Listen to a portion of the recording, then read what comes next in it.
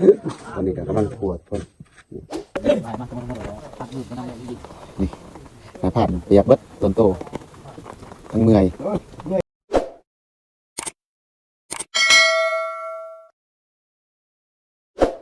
เวลา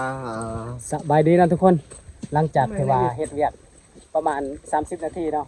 แล้วก็มีในพานมาแต่หายิงเนาะตอนนี้ก็มาแล้วเนาะตัวหนึงหมูป่าเนาะตอนนี้ก็ไปเอาประมาณ5คนเนาะ4คนไปเอาหมูป่าเด้อพี่น้องไปนี่เนาะประมาณ4คนไป5คนไปเนาะแล้วก็เฮ็ดอยู่หั่นก็ประมาณ8คนเฮ็ดเวียก8คนแล้วก็5คนไปเอาอันนั้นหมูป่าพี่น้องไปหาสิไปเบิ่งว่าใหญ่ส่ำใดเนาะนี่แหละในภาพเนาะมื้อนี้อาหารดีพี่น้อง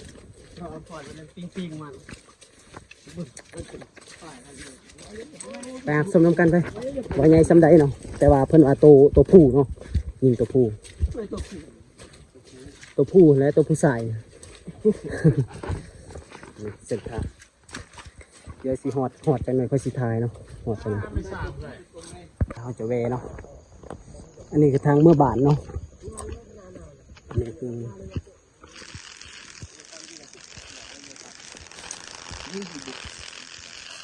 มีปลาไปเนาะ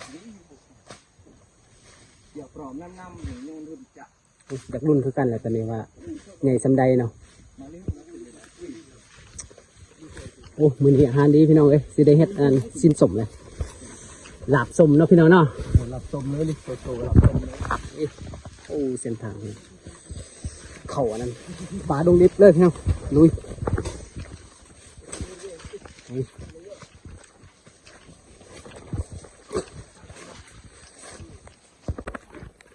เนาะเส้นทางเนาะไกลเติบเนาะจากที่พักของเฮาเนาะว่าต้องได้ขึ้นภูนะอยากจะลงข่อยตัวบอลที่ว่าจุดเขายิงกันคืออยากติดหวยเนาะตอนนี้ขึ้นข่อยแล้วก็ขึ้นภูลงภูเนาะโอ้คือตอนนี้ขออยากรุ่นคือกันเนาะว่าใหญ่สำใดเนาะเส้นทางพี่น้อง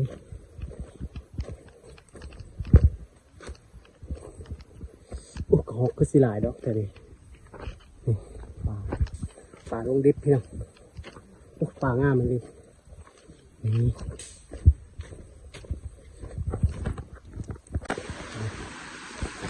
โอ้เส้นทางพี่น้องเลยคนลำบากขึ้นลงคอยนะเคยจะมันหวยเนาะเสียงหนักโอ้ปลานตุ้ยกับปลานจอยวันนี้วะบ่แม่นวะปลานักลินแต่บ่เป็นยังเนาะเฮามีเกิดผักเนาะ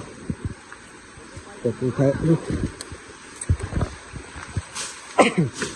ปล่อยตัวนี้ละยากกว่านะถ้าสิหามขึ้นนี่เนาะ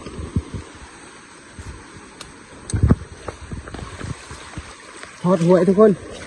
แต่ว่ายังบ่หอดเถื่อเนาะนี่หอดหวยแล้วใกล้สิหอดแล้วเนาะนี่หวยตัวนี้งามเลยถ้าว่าเขาตั้งแคมป์เก็บหวยนี่คือสิขับเนาะแต่ว่าเนื่องจากเส้นทางใหญ่มันจะไกลมาจากหวยเนาะนี่โอ้ใกล้สิหอดแล้วทุกคนไปเรามาลุ้นน้ำกันไปคือตอนนี้หอดแล้วเนาะนี่คือตัดใหม่เนาะตัดใหม่สิหามเอาไปหาสิเบิ่งว่าใหญ่สำได้ไปโอ้ย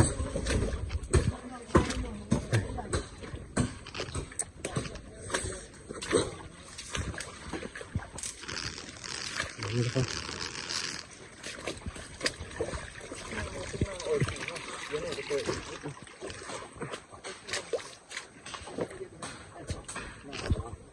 อันนั้นไม่ได้ใช่ไม่ได้อ่านใช่เดี๋ยวจะมาติดอะไรอย่างไปนี่เราเต้นจะแห่ติดนะครับนี่เติบเนาะแต่ว่าจอยอู้ได้หลังเจ๊ดาโกงดิไปอยู่นะดิอ้อยเรื่องไหนตั้งปูดเลย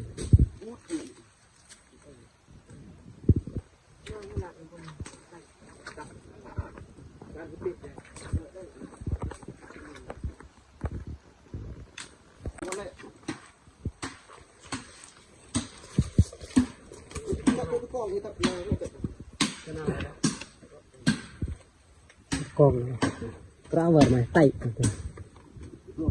นังจะลงแล้วลองดูอีกแล้วเลยเติบเนาะแต่ว่าจอยนิดนึงเนาะเนื่องจากว่าตีนมันติดนะ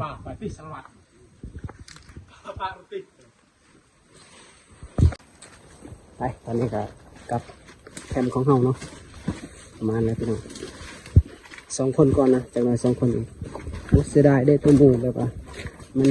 ตีนมันถึกนั่นถึกแห้งแล้วนะกุดอันได้จอยบอลง่ายเติบเลยเบิ้งแขวบักง่ายๆ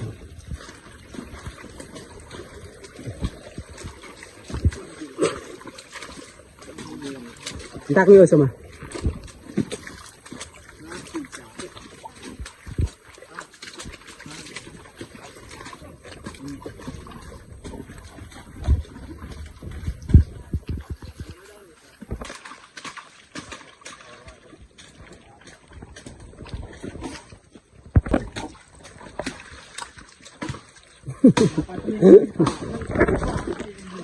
เส้นทางพี่น้อง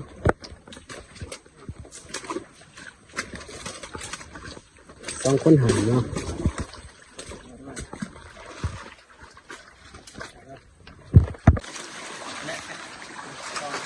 ตอนนี้หาหลังเนาะ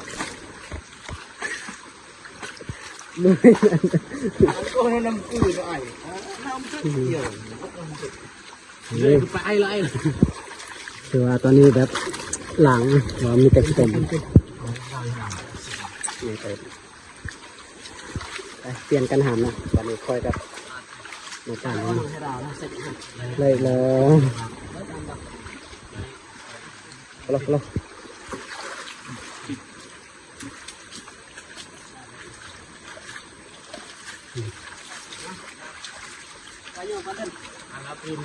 การเต้นก็ได้เลย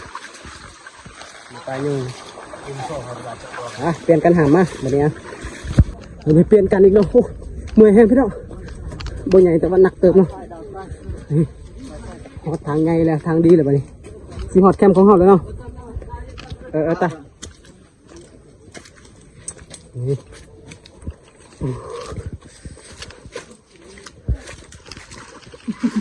ประมาณนี้แหละโอ้ยอะไรล่ะ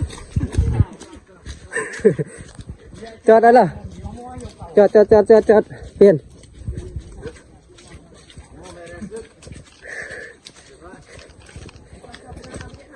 ตาเลย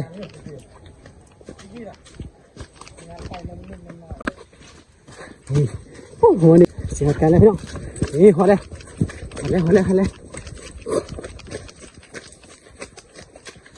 มือขึ้นไปปลาคนละเลยทันใจ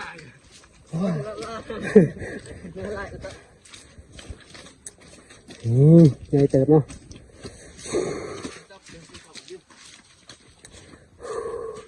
จะได้หนักบ่ประมาณ30 โลนี่แหละทางกับบดีเนาะเมื่อยทุกคนเลยเพื่อจะได้กินเนาะนี่โอ้อันนี้คือกระแตเนาะแต่3 ตัวกระหอกตัวหนึ่งหูมันตลอดเนาะอยู่ปลาที่ว่าอาหารการกินกับบ่ค่อยได้กดปันไดเนาะนี่แต่นี่แหละธรรมศาสตร์พี่เนาะโอ้ทะเลกับหมูป่าพี่เนาะนี่อาหารเป็นของเราข่าวเป็นของบริษัทเนาะจะได้เมื่อยการจอยป่ะเมื่อยนักเนาะมาเด้อพักเมื่อยคนเลย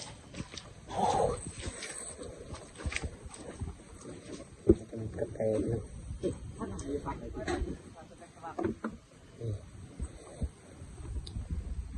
โคตรเอาเลยโยมันเติมเนาะพักเร็วลาดไหนเลยนี่ลาดเบี้ยกันซ้อนเงินแต่ละครั้งเบี้ยกันซ้อนใกล้ตอนนี้ก็กำลังขวดคนถึงงานก็ได้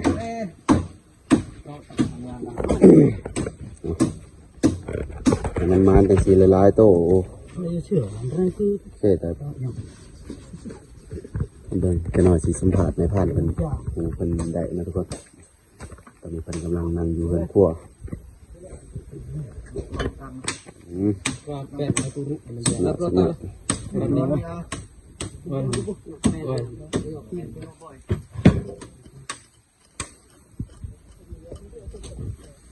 ทอดเลยปลาเราจูนะเลยอยู่เลย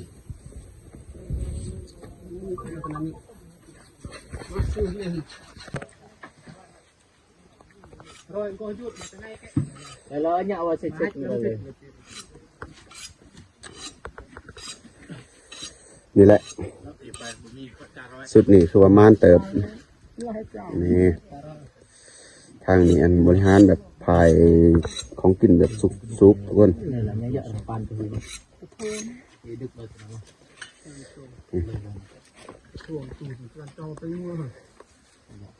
แน่นอนเลยงงเงา นี่สุดยอดเลยเอา